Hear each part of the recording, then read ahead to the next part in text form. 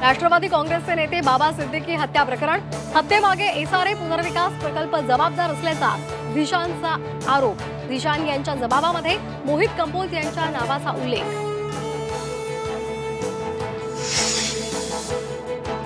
महादेव मुंडे खून प्रकरणी परळी शहर पोलिसांकडून सर्व कागदपत्र पोलीस उपअधीक्षकांना सुपूर्द।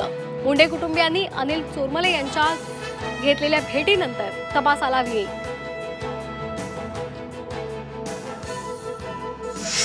मनोज जरांगेंच्या आमरण उपोषणाचा आजचा चौथा दिवस। धनंजय देशमुखही जरांगेंच्या उपोषणात सहभागी। स्थानिक स्वराज्य संस्था निवडणुकांसंदर्भात आज सुप्रीम कोर्टात सुनावणी। 2 वर्षांपासून रखडलेल्या निवडणुकांना मुहूर्त मिळण्याची शक्यता।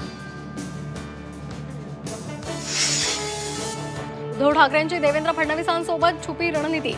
आमदार रवी राणा यांचा दावा, संजय राऊतांनाही झटका बसणार, राणांचा राऊतांना टोला।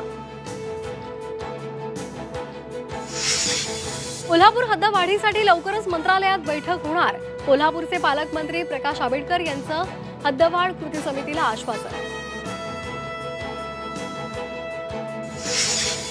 जळगावच्या वसतिगृहातून बांगलादेशी तरुणी पळाली। आशादीप महिला शासकीय वसतिगृहातली घटना।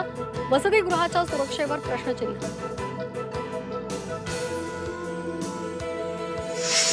राज्यात गियावारेचा वाढता धोका।